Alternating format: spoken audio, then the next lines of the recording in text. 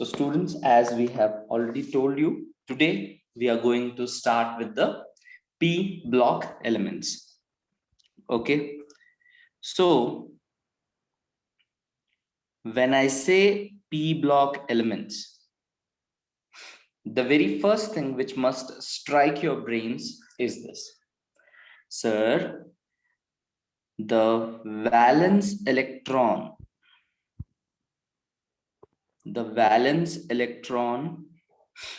in these elements,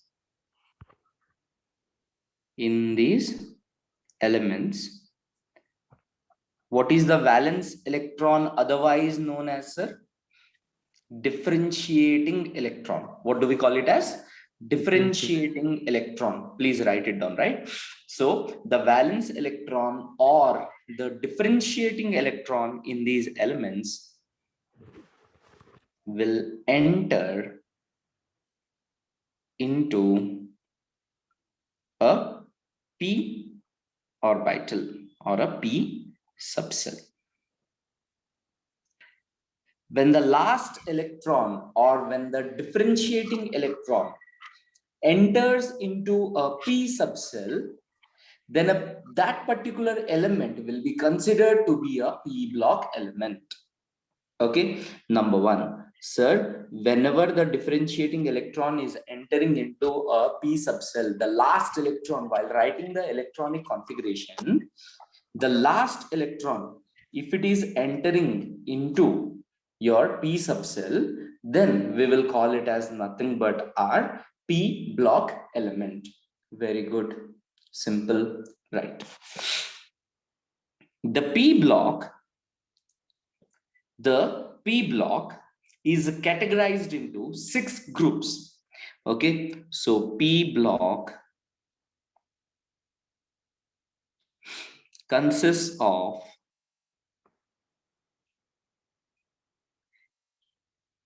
6 groups owing to the capacity of p subcell. As the p subcell is having the capacity of holding 6 electrons, that is why our p block consists of 6 groups. Okay, so what are these 6 groups, sir? The 6 groups in the p block which we are having are 13th, 13 to 18. 14th, yes, 15th, 16th, 17th, and 18th. Okay, so the p block consists of 6 groups, and these 6 groups, what are those? The 13th group, the 14th, 15th, 16th, and the 17th and 18th group. Okay, right. Now, out of these, all the 6 groups which we are having over here, they follow a general electronic configuration. Sir, what is that general electronic configuration? They have all the p block elements. In periodic table, we have studied this. All the p block elements, they have a general electronic configuration. What is that? NS. Okay, NS122, NP126. Or else you can write it as NS2, NP126. But why I'm writing NS122, I'll explain that. Okay. There are 2 questions over here. Sir, what is owing? Owing means the reason for the 6 groups is the capacity of p subcell. The capacity of p subcell 6 है, इसीलिए वो 6 groups हैं. Next, we have one more question. Sir, groups के बाद क्या लिखे हैं? Groups owing, O-W-I-N-G, owing. Yes. So NS122, NP126. This is going to be the general electronic configuration for any p block element. So, sir, what is this? That means if you follow this configuration, all of the elements present in p block, their electronic configuration, the valence cell electronic configuration, can be matched with this particular configuration. Let us have a look. Let us understand what exactly is this. Now, if we need to start studying the p block with the 13th group, then you must be knowing that in the 13th group, what are all the elements which we are having? We have boron, aluminium, yes or no, gallium, indium, thallium, yes or no. So the elements which we are having in our 13th group are boron, aluminium, gallium, indium, and thallium, right? So if I want to write down the electronic configuration, if I want to write down the electronic configuration for these elements, then you will see, okay, what do we see? That the atomic number for boron is how much? 5. Aluminium 5. is 13. Gallium is 31. Indium is 49.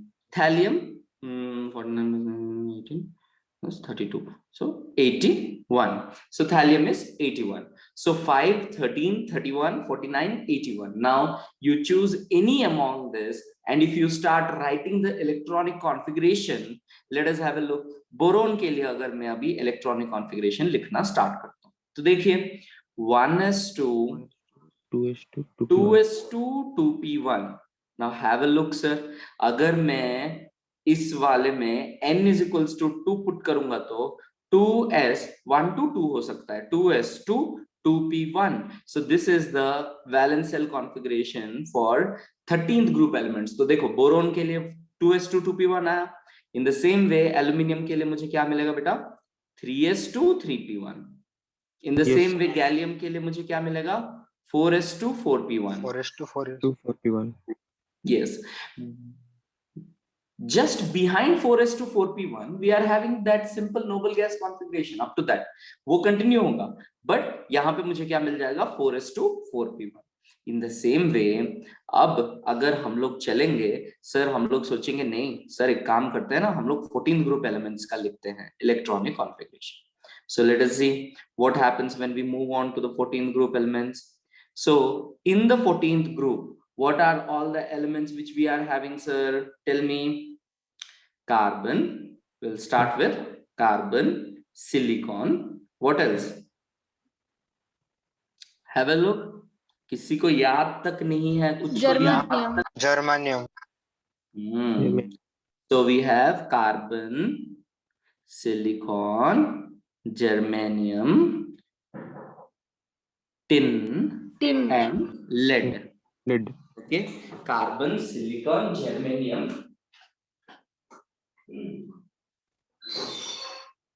नमस्कार.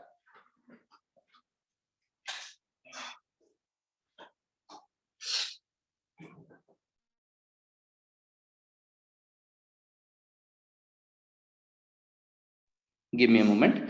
So we are having in the 14th group, we are having carbon, silicon, germanium, tin and lead. बहुत अच्छा बात है. But what about the electronic configuration, sir? Sir, what about the atomic numbers? Now have a look. What is the atomic number for carbon? What do we know about carbon? Sir, it is 6. So if you see electronic configuration for carbon, how do we write it? You see 1s2 2s2 2p2. 2s2 2p2.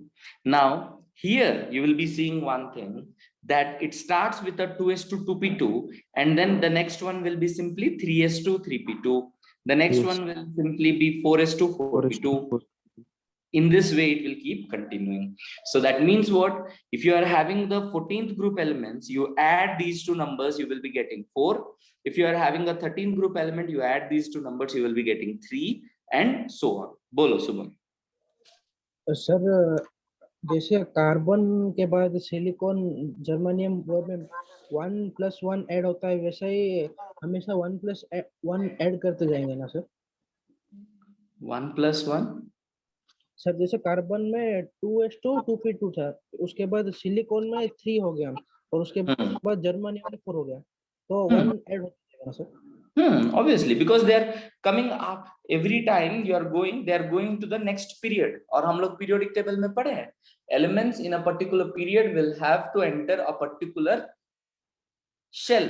So next group period में चले जाएंगे, मतलब next shell में चले जाएंगे. So carbon second period में है, इसीलिए 2s2 2p2. Silicon third period में चला जा रहा है, 3s2 3p2. Germanium fourth period में चला जा रहा है, इसीलिए 4s2 4p2 and so on. ये ऐसे कंटिन्यू होगा. मैं इसको हॉरिजॉन्टली लिख दिया है, बट ये कैसा है, ग्रुप्स वर्टिकली हैं. वर्टिकली होंगे सर। हाँ, क्या पता तुम लोगों में से कुछ लोग कंफ्यूज भी हो जाएंगे. मुझे इसको वर्टिकली लिख देने दो. Okay, so what do we have in our 13th group? Boron, aluminium, gallium, indium, thallium.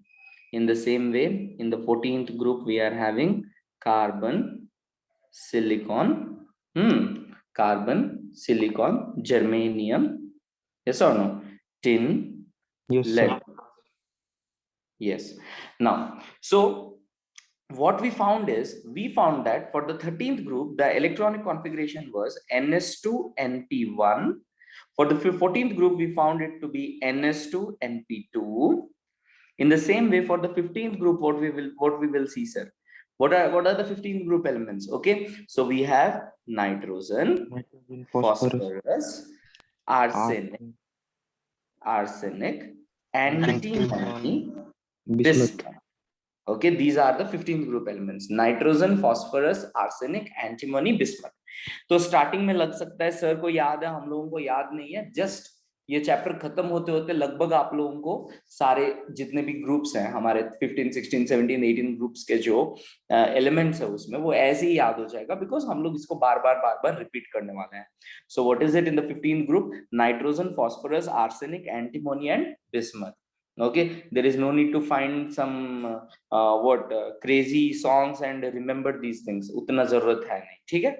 Right. Now moving on to the 16th group. Okay, so before we move on, let us write the electronic configuration for 15th group. What we will get now?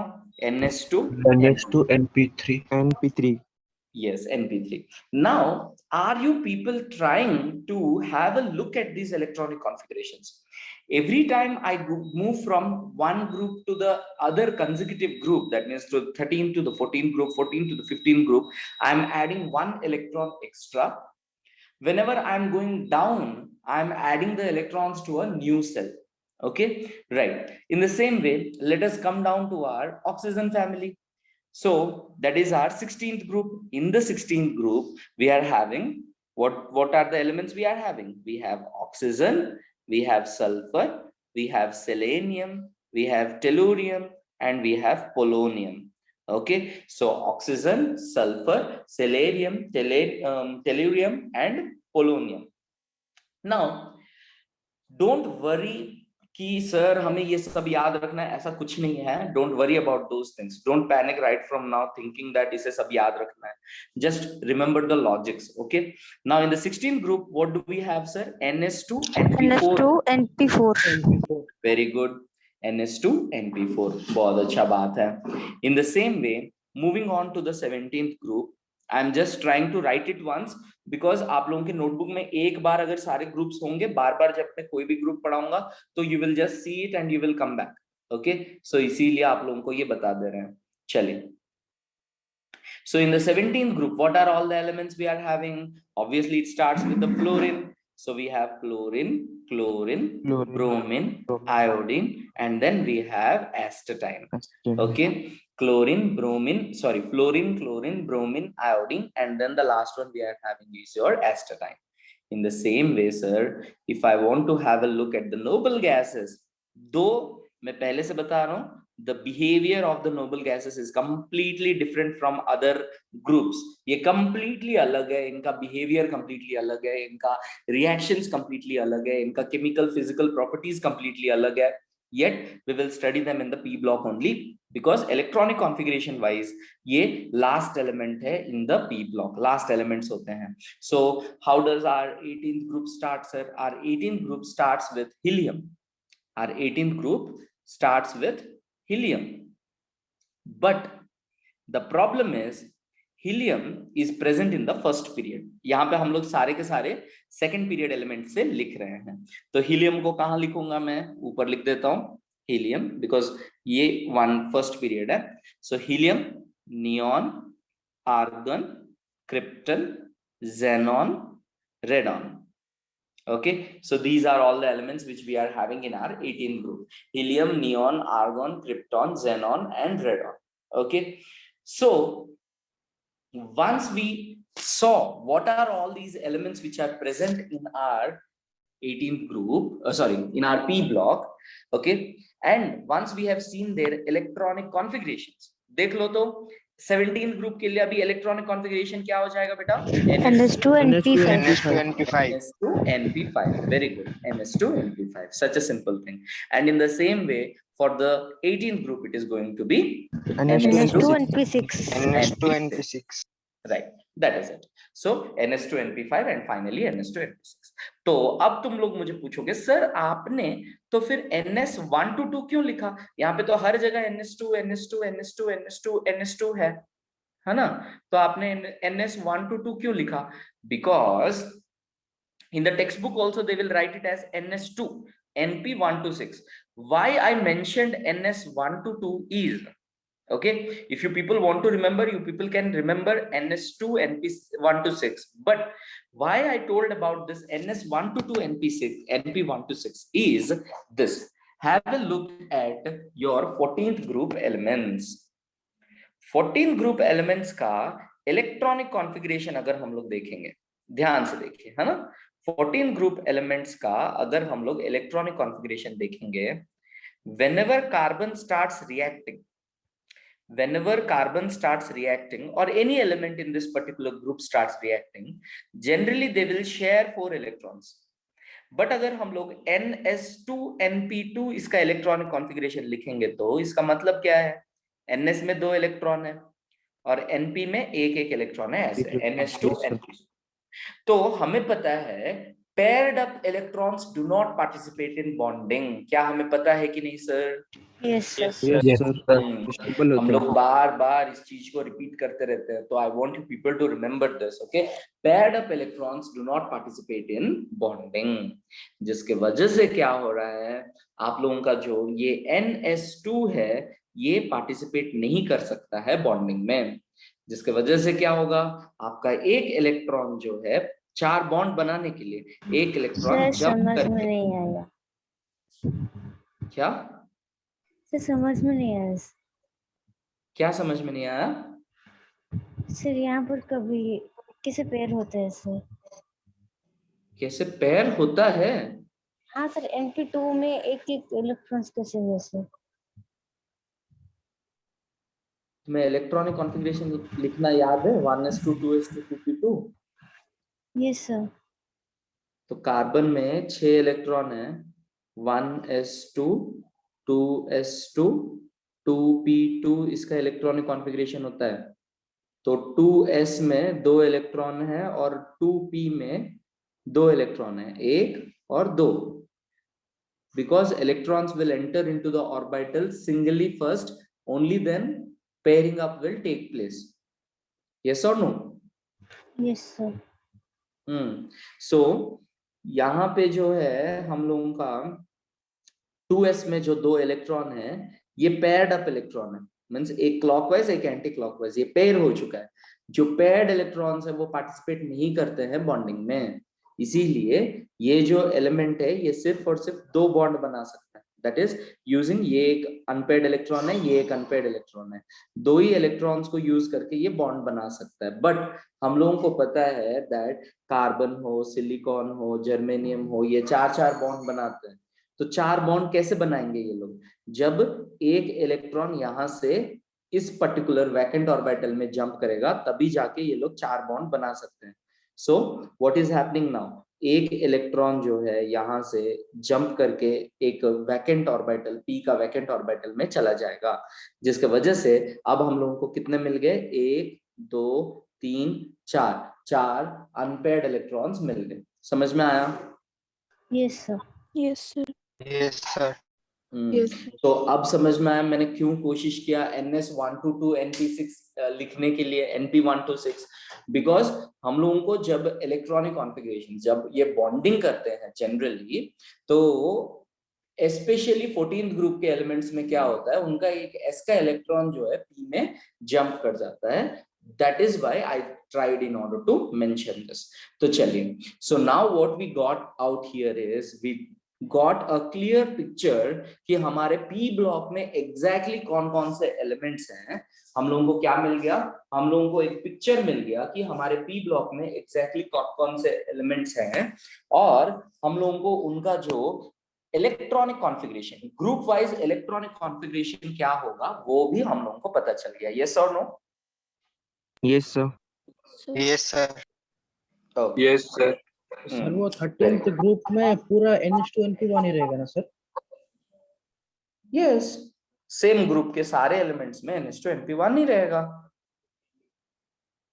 क्यों, तुम्हें ये doubt क्यों आया? अच्छा, इसमें भी 3 bond बनाने के लिए एक जंप करेगा, ये क्या सोच के बोला शुभम इस बात को?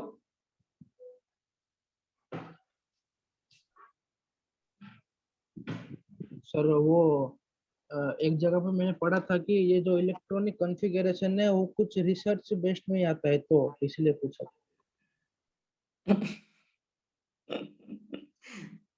Don't worry about those things, okay? कोई रिसर्च बेस्ड हो या जो भी हो, the only way in which we are going to write the electronic configuration is this, okay? Don't go too deep into these things, because electronic configurations we simply follow our Aufbau's rule. We follow कैसे हमारा जो orbitals हैं increasing order of energy में arrange करेंगे और उनके अंदर हम लोग इलेक्ट्रॉन्स को फिल करेंगे। That's it, okay?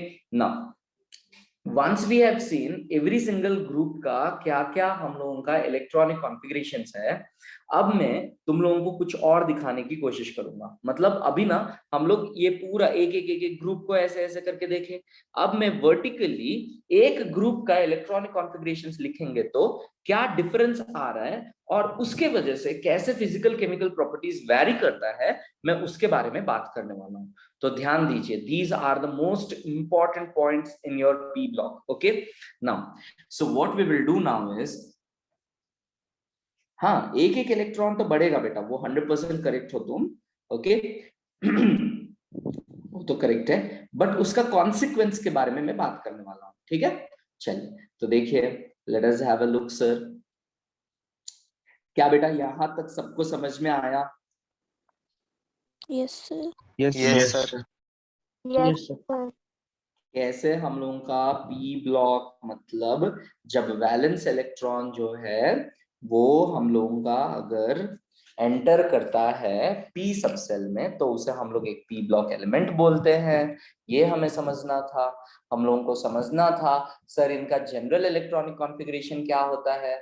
हम लोगों को ये समझना था कि सर जनरल इलेक्ट्रॉनिक कॉन्फ़िगरेशन के बाद हर एक ग्रुप के लिए जो है इलेक्ट्रॉनिक कॉन्फ़िगरेशन कैसे कैसे वैरी करता है वो समझना था, right? These are the few important things जो हम लोगों को समझना था। चलिए, बहुत अच्छा बात है।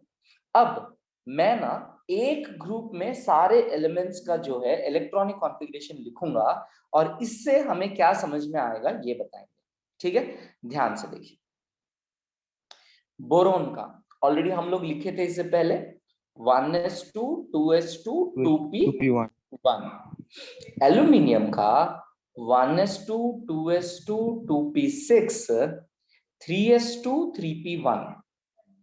ओके, गैलियम का 1s2 2s2 2p6 3s2 3p6। Okay, 4s2 4p1 यहां पे आएगा तुम्हारा 3d10। ओके, मैं सेल वाइज लिख रहा हूं, एनर्जी वाइज नहीं लिख रहा हूं, सेल वाइज लिख रहा हूं। तो 3d10 4s2 4p1। क्या ये समझ में आ रहा है आप लोगों को? Yes, sir. Yes sir. अब Yes, देखो तो sir. ध्यान से, इंडियम के लिए लिखूंगा तो 1s2 2s2 2p6 3s2 3p6 3d10 4s2 4p6, okay, 4s2 4p6 4d10 5s2 5p1 ऐसा 5P1. है। ओके, ऐसे आएगा। Now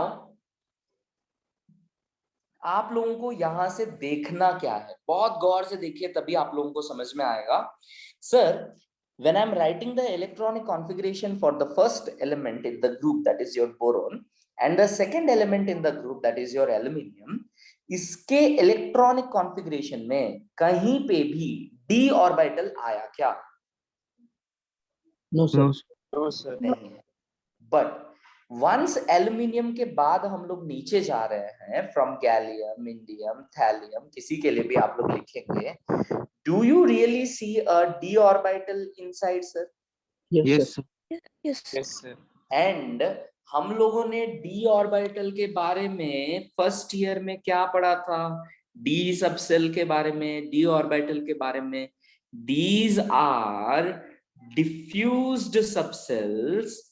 These are diffused subcells and they provide, याद करो तो, they provide very poor shielding.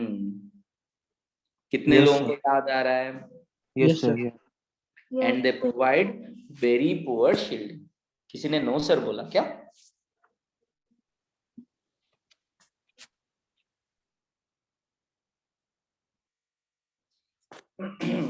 And they provide very poor shielding.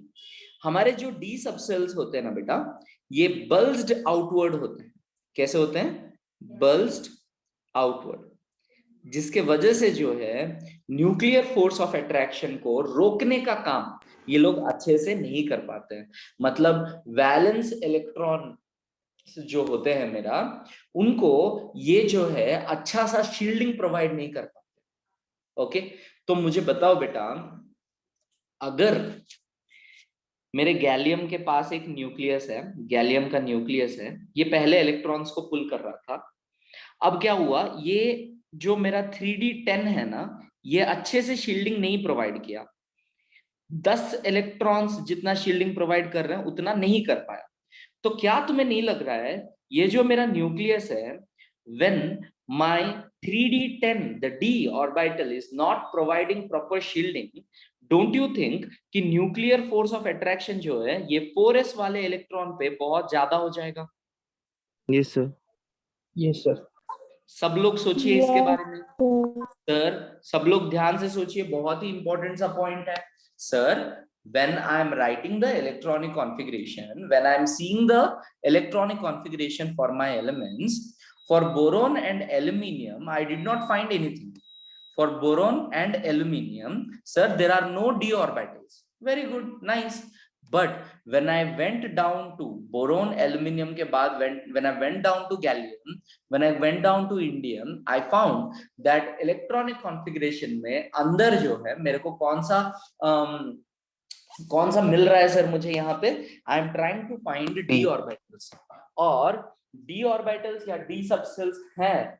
मतलब क्या है सर, वहां पे पक्का जो है शील्डिंग जो है बहुत कम हो जाता है। शील्डिंग क्या हो जाता है? कम हो जाता है। So as the shielding provided by d block elements is very very less, that is the reason जिसके वजह से वो डी के बाद इमीडिएटली जो एस वाले इलेक्ट्रॉन्स हैं उनके ऊपर जो है अट्रैक्शन फोर्स न्यूक्लियस का काफी ज्यादा हो जाता है। एग्री करते हैं आप लोग? Yes sir. Yes, sir. Yes, sir. तो अगर इन इलेक्ट्रॉन्स पे, ओके, इन इलेक्ट्रॉन्स पे न्यूक्लियस का अट्रैक्शन फोर्स बहुत ज्यादा हो जाएगा, तो क्या ये इलेक्ट्रॉन्स, ये 4s वाले ये जो इलेक्ट्रॉन्स हैं, क्या ये बॉन्डिंग में पार्टिसिपेट करेंगे? No, sir. No, sir. No, bonding में पार्टिसिपेट नहीं करेंगे। तो ये बॉन्डिंग में पार्टिसिपेट नहीं करेंगे, राइट? तो सिंपली इस वजह से जो है आपका एलिमेंट्स का बिहेवियर जो है वो चेंज हो जाएगा। कैसे? देखिए, आपका बोरोन जो है 2s2 2p1 3 electron happily loose कर सकता है। आपका एल्यूमिनियम भी 3s2 3p1 3 electron happily loose कर सकता है। लेकिन गैलियम में आते आते 4s2 वाले इलेक्ट्रॉन्स जो हैं ये स्ट्रांगली बाउंड है न्यूक्लियस पे। क्यों? Due to the poor shielding effect Poor of your shielding p effect. Orbital, जिसके वजह से ये 4s वाले दो इलेक्ट्रॉन जो है स्ट्रांगली बाउंड हो जाते हैं आपके न्यूक्लियस के साथ, एंड हेंस गैलियम जो है सिर्फ ये बाहर का एक इलेक्ट्रॉन को ही डोनेट कर पाएगा। क्या ये समझ में आ रहा है? Yes, sir. हाँ, sir. Yes, sir. Yes, in the sir. Same way, in the same way indium में अगर हम लोग देखेंगे, यहाँ से पूरा यहाँ तक जाने के बाद ये जो पोअर शील्डिंग इफेक्ट इसका और as well as poor shielding effect इसका, इनका पोअर शील्डिंग इफेक्ट की वजह से जो है आपका 5s2 पे क्या होगा, इलेक्ट्रॉन्स के ऊपर न्यूक्लियर फोर्स ऑफ अट्रैक्शन जो है बहुत स्ट्रांगली अट्रैक्ट करता है इसको 5s2 को, जिसके वजह से क्या होता है, इंडियम भी जो है ना हमारा लास्ट दो इलेक्ट्रॉन को जो है, मेरा जो इनर इलेक्ट्रॉन्स जो है वहां पे s इलेक्ट्रॉन्स जो है उन्हें इजीली जो है डोनेट नहीं कर पाएगा। That means those s electrons will not participate in bonding. क्या ये समझ में आया? Yes, sir. Yes, sir. Yes, sir. तो अब हम लोग क्या देख रहे हैं, अब शुभम क्या पूछ रहा है, sir in real life the substance which are unbreakable have 4s2 bonding. क्या है ये शुभम, तुम कहाँ से उठा के लाए इसको? सर मतलब जो गैलियम का जो 4s2 वाला बॉन्ड था, इसीलिए उसको मतलब ये ज्यादा मतलब अट्रैक्शन, मतलब फोर्स ऑफ अट्रैक्शन ज्यादा हो गया था, तो उसको मतलब ब्रेक करना तो आसान नहीं था ना सर। तुम कोई अदर डायरेक्शन में चले जा रहे हो। 4s का इलेक्ट्रॉन के ऊपर अट्रैक्शन फोर्स काफी ज्यादा होने के वजह से 4s का इलेक्ट्रॉन बॉन्डिंग में ही पार्टिसिपेट नहीं कर सकता। बॉन्डिंग में पार्टिसिपेट नहीं कर सकता है मतलब वो ना शेयरिंग ऑफ इलेक्ट्रॉन्स करेगा, ना डोनेशन ऑफ इलेक्ट्रॉन करेगा, ना कुछ करेगा। इसका स्ट्रेंथ के साथ कोई लेना देना नहीं है। उसको स्ट्रांगली पुल करेगा तो वो अनब्रेकेबल हो जाएगा, ऐसा कुछ नहीं है। It has got nothing with the strength. अगर बॉन्ड स्ट्रेंथ का बात करेंगे, तुम जो बोल रहे हो उसका उल्टा हो जाएगा। 3 बॉन्ड बनाने से बॉन्ड स्ट्रेंथ ज्यादा रहता है, एक ही बॉन्ड बना रहा है मतलब बॉन्ड स्ट्रेंथ और कम हो जाएगा। क्या ये समझ रहे हो? Yes sir. ओके, चलिए। सो हम लोगों को अभी अभी क्या पता चला sir if in the electronic configuration there is inner d orbitals, then the valence shell s orbital electrons do not participate in bonding. इसको हम लोग क्या बोलते हैं पता है? इस प्रॉपर्टी को हम लोग क्या बोलते हैं? इनर्ट पेयर इफेक्ट बोलते हैं।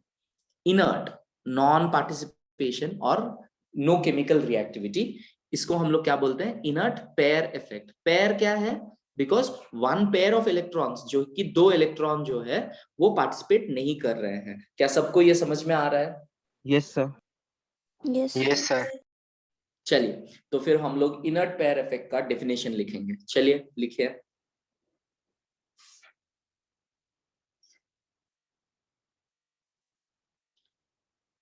Write down inert pair effect. Yes, sir. It is the reluctance. It is the reluctance of. It is the reluctance of the valence shell s orbital electrons. It is the reluctance of the valence shell s orbital electrons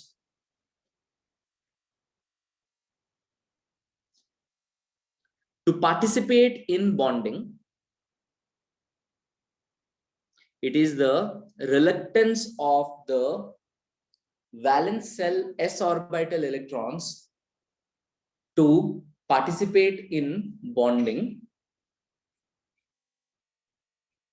due to the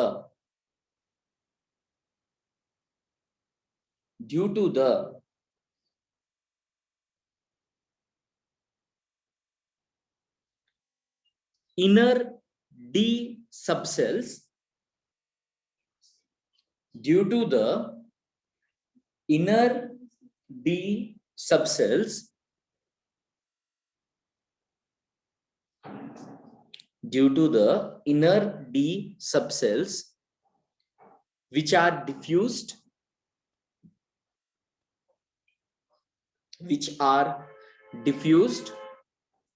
comma, bulged outward,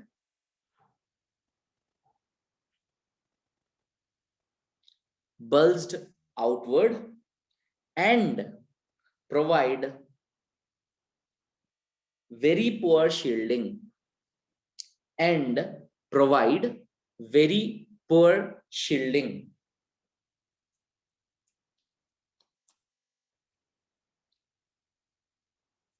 कोई एक आराम से repeat कीजिए, क्या definition लिखे?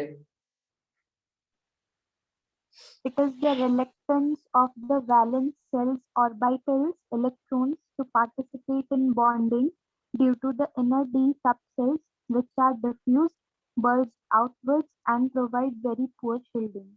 Very good. So that is what you should be writing for your inert pair effect. Okay. तो क्या इसका मीनिंग हम सबको समझ में आया? Yes, sir. तो जब भी सर हम लोग इलेक्ट्रॉनिक कॉन्फ़िगरेशन लिखते हैं, रिलक्टेंस नहीं रे, रिलक्टेंस ऐसे, रिलक्टेंस। आप सब लोगों का ना वोकैबुलरी थोड़ा रिलक्टेंस, RELUCTANCE, रिलक्टेंस। जो रिलक्टेंस मतलब जो चाहता नहीं है, against the will, I am not willing to participate, okay, they will not try to participate, reluctance, okay, reluctance, okay, क्या ये समझ में आया सबको? Yes, sir. Yes, sir. Yes, sir. अब देखिए आप लोग, ओके, ध्यान से देखिए, बड़ा मजा आएगा अभी। तो सर अब हम लोगों को समझ में आ गया कि जब भी हम लोग कोई एक एलिमेंट का इलेक्ट्रॉनिक कॉन्फ़िगरेशन लिखेंगे और अगर हम लोगों को वहां पे इनर डी ऑर्बिटल दिखा, okay, inner D orbital, okay, जिस सेल के बारे में बात करूं उससे पहले वाले सेल का एक डी ऑर्बिटल होना चाहिए, अगर वो हम लोगों को दिखा, उसके इमीडिएट बाद जो शेल आएगा, जो सबसेल आएगा हम लोगों का, एस हो या फिर हमेशा ऐसे ही आएगा, तो उसमें जो इलेक्ट्रॉन्स होते हैं वो स्ट्रांगली अट्रैक्ट हो जाते हैं न्यूक्लियस के तरफ, क्योंकि ये जो डी ऑर्बिटल के इलेक्ट्रॉन्स हैं वो शील्डिंग प्रोवाइड नहीं करते हैं। ओके, इस प्रॉपर्टी को, इस non reacting property of these S orbital electrons को ही हम लोग क्या बोलते हैं सर? इनर्ट पेयर इफेक्ट बोलते हैं। Inert pair effect, is it clear? Yes, sir. Yes, sir. Yes, sir. Yes, sir. Yes, sir. तो अब ध्यान से देखिए, बहुत मजेदार चीज मैं बताने वाला हूं, ठीक है? तो से देखिए सर, आप लोग अभी इलेक्ट्रॉनिक कॉन्फ़िगरेशन सब लोगों ने लिखा और सब लोगों ने देखा, तो आप लोगों ने क्या देखा सर? 13th ग्रुप के एलिमेंट्स में वैलेंस सेल में जो है 1s2 2p1 मतलब 3 इलेक्ट्रॉन्स हैं। तो ये स्टेबल होने के लिए, अपना ऑक्टेट फुलफिल करने के लिए ये लोग क्या कर सकते हैं बेटा? या तो 5 इलेक्ट्रॉन बाहर से गेन कर सकते हैं, यस और नो? Yes, या sir. नहीं Yes, तो sir. 3 इलेक्ट्रॉन अपने पास जो है उसे लूज कर सकते हैं, No, sir. yes or no? So Yes, that sir. is Yes, sir. your 13th group elements, what they will have, you know, +3 as their group oxidation state. What do we call it as? Group oxidation state. मतलब 3 electron lose करके ये stable होते हैं, इसीलिए +3 जो है इनका group oxidation state है। Okay, so group oxidation state के अलावा सर क्या ये और कोई ऑक्सीडेशन स्टेट शो करते हैं? तो आप लोगों को अभी अभी पता चल गया सर, बोरोन एल्यूमिनियम को छोड़ के गैलियम, इंडियम, थैलियम ये तो 3-3 इलेक्ट्रॉन लूज नहीं कर सकते, क्योंकि इनका वैलेंस शेल का 2 इलेक्ट्रॉन इनर्ट पेयर इफेक्ट के वजह से पार्टिसिपेट नहीं करेंगे बॉन्डिंग में। तो ये कौन सा और एक ऑक्सीडेशन स्टेट शो करेंगे? +1। यस, तो आप लोगों को एक क्वेश्चन पूछा जाएगा, the P block elements along with their group oxidation state, they show one more oxidation state which is 2 units less than the group oxidation state. Why करके पूछेगा, तो आप लोग क्या लिखेंगे? This is due to the inert pair effect. Inert pair effect के वजह से ग्रुप ऑक्सीडेशन स्टेट के अलावा नीचे नीचे जब हम लोग चले जाएंगे, इनर्ट पेयर इफेक्ट के वजह से 2 और इलेक्ट्रॉन जो कि मेरे s के इलेक्ट्रॉन है वो भी पार्टिसिपेट नहीं करेंगे बॉन्डिंग में। इसीलिए जो है पहला है +3, तो उसके नीचे क्या आएगा? Exactly 2 electron come, 2 unit come, that is +1। क्या आप लोगों को ये समझ में आ रहा है? Yes, sir. Yes, sir. Yes, sir. Just इसके एनालॉजी से आप लोग मुझे बताओ अभी, ओके? जस्ट इसके according, okay? Analogy means just इसके according, just like this, okay? Just इसके अकॉर्डिंग अभी आप लोग बताइए, कार्बन, सिलिकॉन, ओके? क्या लिखे थे हम लोग? Carbon, silicon, Germany. Germanium, tin, lead, okay.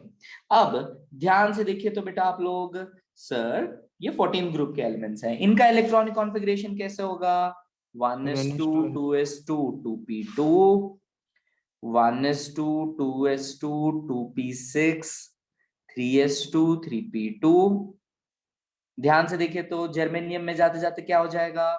1s2 2s2 2p6, 3s2 3p6, 4s2 4p2, यहाँ पे आ जाएगा आपका 3d10। तो मुझे एक बात बताओ बेटा, यहाँ पे d सब सेल्स आ गया कि नहीं? Yes, sir. आ गया। तो d आ गया तो ऑब्वियसली ये शील्डिंग अच्छे से प्रोवाइड नहीं करेगा, नहीं करेगा तो गैलियम बोल रहा हूँ, अभी जर्मेनियम है हमारे पास, तो जर्मेनियम का न्यूक्लियस जो है ये 4s इलेक्ट्रॉन्स को स्ट्रांगली पुल करेगा कि नहीं सर अपने तरफ? Yes, sir. करेगा। तो अगर ये बहुत स्ट्रांगली पुल करेगा तो क्या ये बॉन्डिंग में पार्टिसिपेट कर सकता है? No, sir. नहीं। तो ये कितने इलेक्ट्रॉन को डोनेट कर सकता है? Only 2 electron. हाँ, तो इसीलिए 14th ग्रुप में क्या हो जा रहा है सर? NH2 NP2 के वजह से ये लूज करते हैं 4 इलेक्ट्रॉन्स, +4 शो करते हैं, ओके? बट सर एक प्रॉब्लम है। क्या प्रॉब्लम है बेटा? सर जैसे जैसे हम लोग नीचे जाते हैं, इनर्ट पेयर इफेक्ट के वजह से इनका 2 इलेक्ट्रॉन जो है पार्टिसिपेट नहीं कर पाते हैं, तब ये कौन सा ऑक्सीडेशन स्टेट शो करेंगे? +2। क्या सबको समझ में आ रहा है? Yes, sir. Yes, sir. तो क्या अभी आप लोगों को ये समझ में आ गया कि सर हमारे पी ब्लॉक एलिमेंट्स जितने भी हैं इनका एक ग्रुप ऑक्सीडेशन स्टेट रहने वाला है, along with group oxidation state 2 unit कम वाला एक और ऑक्सीडेशन स्टेट रहने वाला है जो कि इनर्ट पेयर इफेक्ट के वजह से अराइज होता है। क्या ये समझ Yes, में sir. आया? हाँ, sir. Yes, sir. Yes, sir. Very good, very good. In the same way, let us move on to our 15th group elements. If we move on to our 15th group elements, and if we see what are all those elements which we are having here: nitrogen, phosphorus, arsenic, antimony, bismuth. Okay, nitrogen, phosphorus, arsenic, antimony and bismuth. Sir इनका electronic configuration देखेंगे तो कैसे दिखेगा? NH2NP3 दिखेगा। कैसे दिखेगा बेटा? NH2NP3। Now इनके पास एक प्रॉब्लम है, ये 5 इलेक्ट्रॉन लूज थोड़ी करेंगे sir. Will they lose 5 electrons? No, sir. No, sir. No, sir. 3 electron gain करेंगे। हाँ, Yes, because again, they minus- have 5 electrons in the valence shell, और हम लोग 9th 10th में पढ़े हैं, राइट? अप टू 4 जब आता है, अप टू 14th ग्रुप, चलो ठीक है, हम लोग +4 +3 +2 लिख देंगे, बट उसके बाद क्या करना है हम लोगों को? 8 - 5, उसके बाद हम लोगों को क्या करना है? 8 - 6, वैसे। तो इनका ग्रुप ऑक्सीडेशन स्टेट क्या हो जाना चाहिए सर? ये लोग ना 3 इलेक्ट्रॉन जो है गेन करना चाहिए बाहर से। समझ में आ रहा है? Negative oxidation Yes, sir. State, okay. Yes. तो ऊपर से नीचे तक सब लोग जो है -3 शो नहीं कर सकते। मैं उसका मीनिंग भी बताऊंगा, उसका एक्सप्लेनेशन दूंगा अभी फिलहाल के लिए। लेकिन अगर हम लोग जबरदस्ती इनको फ्लोरीन के साथ या किसी के साथ रिएक्ट करवाएं, हाईली इलेक्ट्रोनेगेटिव एलिमेंट के साथ रिएक्ट करवाएं, अंडर दैट केस ये लोग भी +5 शो करते हैं।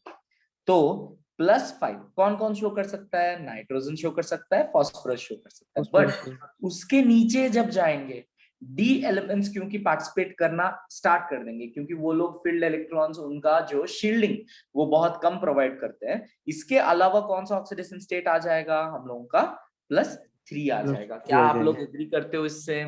हाँ सर। तो सारे सारे ग्रुप एलिमेंट्स के लिए हम लोगों का एक होता है ग्रुप ऑक्सीडेशन स्टेट, ओके, एक होता है हम लोगों का group oxidation state, and there will be one more oxidation state which is 2 units less than the group oxidation state. I hope everyone understands this. Yes sir. Yes, sir. Yes, Now sir. let us move on to our 16 group elements. इसके बारे में अब आप लोग बताएंगे मुझे, मैं ये नहीं बताऊंगा, ठीक है? तो हमारे पास कौन है? Oxygen, sulphur, selenium, tellurium, polonium है हमारे पास। बताओ तो सर, अगर इस हिसाब से देखें तो इनका ग्रुप ऑक्सीडेशन स्टेट क्या हो जाना चाहिए? NH2NP4. NH2NP4 electronic configuration. Group oxidation state क्या होना चाहिए? -2 तो होगा ही होगा। इनका स्टेबल ऑक्सीडेशन स्टेट -2 है कि ये लोग बाहर से 2 इलेक्ट्रॉन को रिसीव करेंगे। ओके, दे दो, एक मिनट।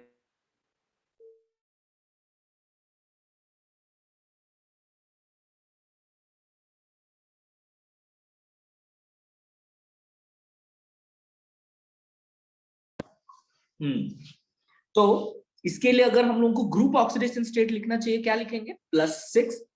+6 और इससे 2 unit come, that is your +4। मतलब अगर आप लोग सल्फर को जबरदस्ती फ्लोरीन के साथ या फिर हाईली इलेक्ट्रोनेगेटिव एलिमेंट के साथ रिएक्ट करवाएंगे तो ये +6 शो करेगा। लेकिन आप लोग जब नीचे चले जाएंगे सिलेरियम, टेलुरियम, पोलोनियम के पास, इनमें प्रॉब्लम होगा। ये लोग +4 तक ही जाना चाहेंगे, +6 तक इन लोगों का थोड़ा अनस्टेबल हो जाएगा। क्या ये क्लियर है? Yes, sir. Yes, sir. Very good, very good. I hope you people are understanding what is the meaning of inert pair effect. Okay, chaliye. Now moving ahead, let us move on to the 17th group. In the 17th group, we are having fluorine, chlorine, bromine, iodine, and अभी लिखवा है मैंने astatine. Yes or no? Yes. तो fluorine, chlorine, bromine, iodine, and then we are having our astatine. चलो, बहुत अच्छा बात है। तो फिर मुझे बताओ अभी इनका ग्रुप ऑक्सीडेशन स्टेट क्या होना चाहिए? +7 होना चाहिए। क्या बात है, क्योंकि इनका इलेक्ट्रॉनिक कॉन्फ़िगरेशन है NH2NP5। Yes sir. तो इनका होना चाहिए +7।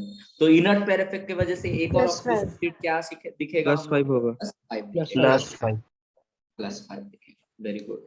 Yes sir. So in this way we tried to crack the very first part of P block, जहां पे exactly P block का आत्मा जो है ना, P block का जो skeleton है ना, वो हम लोग देखने की कोशिश की।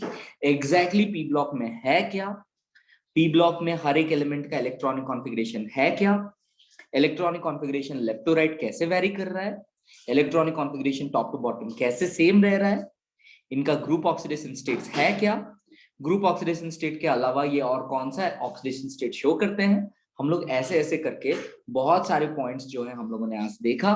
हम लोगों ने देखा एक डी ऑर्बिटल कैसे एक डिफ्यूज्ड ऑर्बिटल होता है, बल्ज्ड आउटवर्ड ऑर्बिटल होता है, कैसे वो शील्डिंग प्रोवाइड नहीं कर पाता है, और वो शील्डिंग ना प्रोवाइड करने के वजह से क्या प्रॉब्लम अराइज हो रहा है। We tried to understand all of these points. Now did we people really understand all these things? Yes, sir. Yes. Yes, sir. Yes sir. Okay.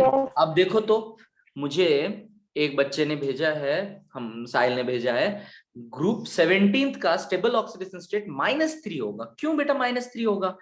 Valence shell में 8 इलेक्ट्रॉन्स, ऑलरेडी इनके पास 7 electrons है, इसके लिए -1 होगा।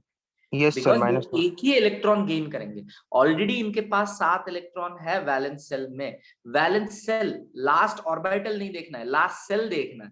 तो 5 + 2 7 इलेक्ट्रॉन्स है, ये बस एक ही इलेक्ट्रॉन को बाहर से रिसीव करेंगे। समझ में आ गया ये?